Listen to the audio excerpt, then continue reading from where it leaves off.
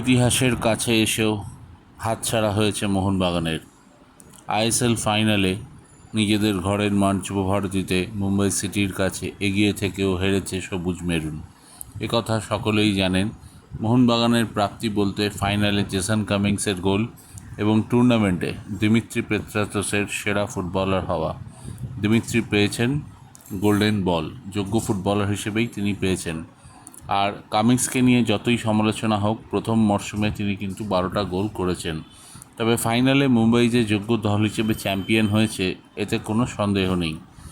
বেশিরভাগ ম্যাচটাই তারা ডমিনেট করেছে। বিশেষভাবে তারা যে হোমওয়ার্ক করে এসেছিল মোহনবাগানের বিরুদ্ধে এবং নিখুঁতভাবে 19 দিন আগে লিগ শিল্ডের বদলা তারা নিয়েছে, এতে কোনো প্রশ্ন নেই। চাংতে, বিক্রম প্রসাদ, পেরেরা ডিয়াজ, মেহতাব সিং প্রত্যেকেই নিজেদের উজাড় করে দিয়েছেন।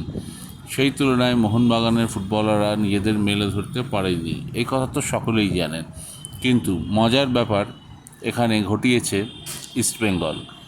যদিও মজার ব্যাপার বলাটা হয়তো ঠিক নয়, কারণ এর আগেও যখন মোহনবাগান চ্যাম্পিয়ন হয়েছিল, ইস্টবেঙ্গল ক্লাবের তরফে মোহনবাগানের হাতে মিষ্টির হাঁড়ি, ফুলের মালা এবং উত্তরীয় তুলে দেওয়া হয়েছিল। এই একই কাজ তারা করেছে মুম্বাই সিটি এফসির ক্ষেত্রে।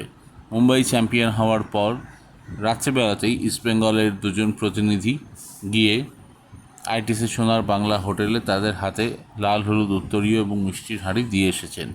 সেটা রিসিভ করেছেন পিটার ক্র্যাটকি এবং অধিনায়ক রাহুল ভেকে। রাহুল আগেও ইস্টবেঙ্গলে খেলে গেছেন, মেহতাব সিংও খেলেছেন। যদিও এই নিয়ে ময়দান সরগরম। তারা বলছে চির প্রতিদ্বন্দ্বী দল মোহনবাগান হেরে যাওয়ায় ইস্টবেঙ্গল অত্যন্ত খুশি, কিন্তু ইস্টবেঙ্গল এটা সম্পূর্ণ ডিনাই করছে। তারা বলছে এটা সৌজন্যমূলক ব্যবহার। যদি মোহনবাগানও চ্যাম্পিয়ন হতো, তারা আবার তাদের একই ফুলের মালা, মিষ্টির হাঁড়ি পাঠাতো।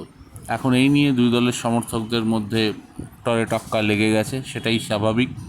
কিন্তু অতীতে এমনও ঘটেছে, ইস্টবেঙ্গল চ্যাম্পিয়ন হওয়ার মুহূর্তে মোহনবাগানও মজা নিয়েছে, তারাও আওয়াজ দিয়েছে।